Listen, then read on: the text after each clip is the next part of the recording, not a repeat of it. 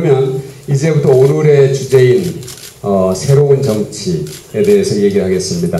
대담의 순서는 새로운 정치, 그 다음에 야권 후보 단일화, 그리고 투표 시간 연장 문제, 이 순서로 할 텐데요. 굉장히 자유롭게 이제부터는 여기 세 분들께서 이야기를 주고받으셨으면 좋겠습니다. 먼저 문재인 후보님께서요, 문재인표 새로운 정치란 무엇인지 이 얘기를 풀어가시면 서로 의견을 주고받도록 하겠습니다. 네, 시작해 주시죠.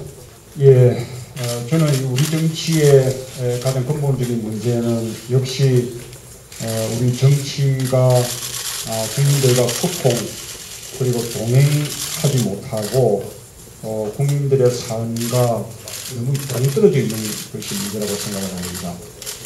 이 정치가 특권과 기득권의 구도에 이렇게 갇혀서 국민들을 위해서 이렇게 이제 노력하고 또 존재하는 것이 아니라 자신들의 이익을 앞서 챙기는 듯한 이런 이제 모습들이 국민들에게 정치에 대한 아주 심한 불신과 저항을 심어줬다고 생각합니다. 그래서 저는 우리 정치가 이렇게 새롭게 나가야 될 방향은 역시 정치의 기능들을 정상화하는 것이라고 생각합니다.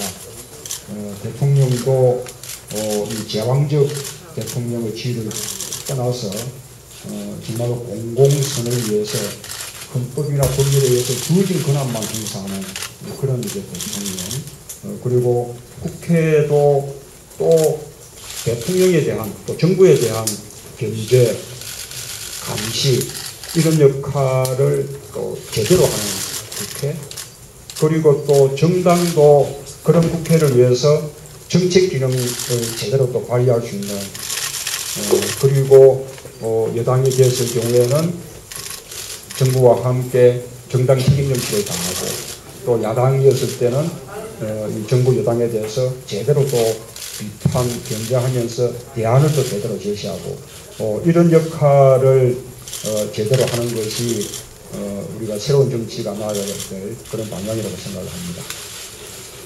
또 후보님 의견에 동의하시는지 아니면 다른 의견을 갖고 계시죠? 두 분 교수님 좀 후보님 말씀에 원론적으로 당연히 동의하고요. 제가 이 우리나라 정치의 문제점을 말씀하셨고 나아갈 방향을 말씀하셨는데, 사실은 지금 문재인 후보님 또는 안철수 후보님이 정치인이 아니셨거든요. 정치인이 아닌 이 두 사람을 지금 한국 정치가 불러냈다고 생각합니다. 두 분 다 가장 정치인 같지 않았었던 분, 그렇지 않게 생각하시고 행동하셨던 분이셨는데, 그분들을 호출했던, 현재 지금 대선이 가장 비정치적인 두 사람을 호출했던 이유가 뭘까? 또 그 부름에 두 분이 응했던 게 뭘까를 보면 한국 정치를 바꾸라라는 얘기 같습니다.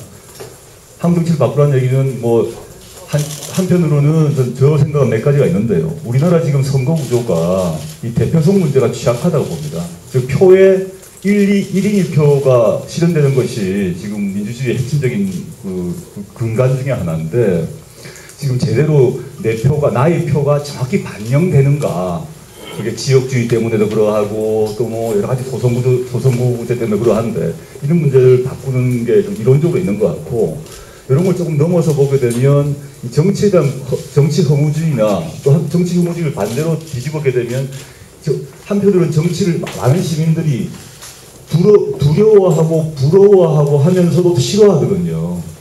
이게 이중감정이 있다고 봅니다. 그래서 정치가 필요한데 그 사람들이 정치와 정치인이 썩었다고 얘기하거나 더럽다고 얘기하거나 이런 어떤 불만, 이런 것들이 저는 안철수 현상 또는 문재인 후보님의 등장과 관련이 있다고 봤을 때, 문 후보님의 과제 중에 하나는 많은 사람들이 정치 허무주의에 빠지고 정치 특권에서 기득권에서 분노하고 이런 것들을 해결해 주는 것에부터 시작해야 된다 이렇게 생각하고 있습니다.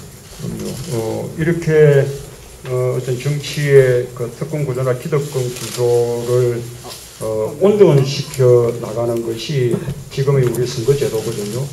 지금 우리 선거제도가 승자 독식 소선구제 이렇게 이제 되고 보니까 이 지역주의 정당이 특정 지역을 완전히 휩쓸게 되고 또 장악을 하게 되고, 거기에 대해서 반대하는 많은 유권자들은 자신들의 대표를 내지 못하게 되는 것이죠. 그래서 이게 지금 우리 그 현실 정치권이 그 구도 속에서 기득권을 지켜나가고 있다고 생각합니다. 그래서 이제 허물려고 제가 이제 제시한 것이 권력별 정당 연구 비례대표제인데요. 이것은 각 권력별로 정당 득표 비율에 따라서 비례대표 의석을 배분하게 되기 때문에 예를 들면 호남에서도 새누리당, 또 영남에서도 민주통합당 의원들이 다수 여러 명이 이렇게 배출됨으로써 지역에 서로 이제 경쟁하는 정치가 가능하게끔 만드는 것이죠. 마찬가지로 지역구도 극복에 하나의 문이 열린다고 생각합니다.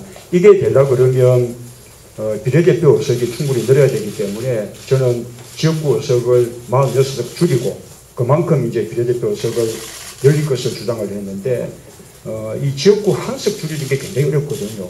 46석을 줄인다는 것은 이것은 굉장한 정말로 혁명적인 그런 어떤 변화입니다. 물론 또 우리 또 안철수 후보님은 더 나아가서 아예 국회 의석을 200석으로 아예 줄이자 그런 더 획기적인 제안도 했습니다. 결국 이것은 제가 민주통합당의 후보가 되고 또 안철수 후보가 새로운 정치를 바라는 많은 국민들의 영향을 얻고 지금 이제 지지를 받고 있기 때문에 이것이 우리 정치를 변화시키는 굉장히 큰 동력으로 작용하고 있는 것이죠. 앞으로 저와 안철수 후보가 이렇게 잘 함께 힘을 모아서 이번 기회에 우리 정치를 한번 근본적으로 이렇게 바꿔야 된다고 생각하고 있습니다. 문재인 후보하고 안철수 후보의 정치 쇄신안의 강론에 대해서는 또 앞으로 얘기를 더 할 수 있을 기회가 있을 거라고 봅니다. 근데 이제 전체적으로 보면은 한국이 1987년 민주화 이후에 그 제3의 민주화 물결, 국가 중에서는 상당히 모범 사례로 평가를 받고 있어요. 학술적으로 비교정치학자들이 얘기를 하는 것은 상당히 그 모범 사례다. 이 정치적인 공고와 발전 속도가 빠르다라고 하는 것이 있다는 거죠. 그런데 이제 물론 이러한 발전이 이명박 대통령 시기에 도래하면서 언론의 자유라는 측면이라든가 이런 인권 문제에서 퇴보했다라는 것이 다른 그 정치학자나 외국의 언론에서 공통된 그 평가라고 한다라면은 약간의 퇴보가 그간 목격됐다고 할 수 있는 거고요. 한국 정치의 이러한 성공적인 측면 이면에는 아까 이제 조국 교수님이나 문재인 후보께서도 거론했듯이 이 대통령 권력, 행정부 권력이 삼권 분립의 원칙에서 좀 굉장히 이탈돼 있다라고 정리를 할 수 있을 것 같습니다. 대통령의 그 굉장히 제왕적이고 의회가 견제를 할 수 있는 그러한 그 손과 발이 좀 묶여 있는 상황이라고 하는 것. 이것은 앞으로 한국 정치가 해결해야 될 그런 과제라고 보고요. 두 번째로 꼽을 수 있는 것은 정당 정치가 상당히 왜곡되고 있고 갈수록 해체되고 있고 정당 정치가 굉장히 불안정해진다라고 하는 것을 지적을 할 수 있겠습니다. 모바일 투표니 국민참여 경선이라고 하는 것에 대해서 굉장히 각광을 보내고 있는데 이것이 전체 그 정치 학계의 평가는 정당의 해체에 굉장히 큰 기여를 한다, 이런 그 안 좋은 영향을 준다라고 하는 것이 그 의견으로 모아져 있는 것이고, 세 번째로서는 한국 정치가 이 지역주의 구도를 많이 완화돼 가고 있는 추세이지만서도 이 지지율의 득표율의 차원에서는 지역주의가 상당히 완화되어 있는 추세로 확인이 되지만 의석수라고 하는 측면을 기준으로 보면은 지역주의가 오히려 약화되기는커녕 그대로 유지되거나 오히려 강화되고 있는 결과를 확인할 수가 있습니다. 아까 문재인 후보께서 권역별 비례대표제라고 하는 것이 이 문제를 약간이나마 해결할 수 있는데 도움이 될 것이라고 제시를 하셨는데, 저는 이 점에 대해서도 동의를 합니다. 왜냐하면은 사표가 되는 것을 좀 막을 수가 있고요. 호남 지역에서 새누리당의 득표율도 올라갔기 때문에 새누리당이 호남의 의석을 권역별 비례대표를 통해서 확보할 수 있는가 동시에 영남 지역에서도 민주통합당의 지지율이 아까 지난 4월 총선에서도 확인했지만 많이 올라가지 않았습니까? 이것이 그 민주통합당의 영남 지역 의석을 확보하는 데도 도움을 줄 수 있기 때문에 지역주의를 뭐 많이 그 일거에 고칠 수 있을 거라고 기대하기는 어렵지만 이런 것을 조금이나마 제도적으로 보완해서 완화시킬 수 있다는 데 대해서는 긍정적으로 평가하고 있습니다. 네.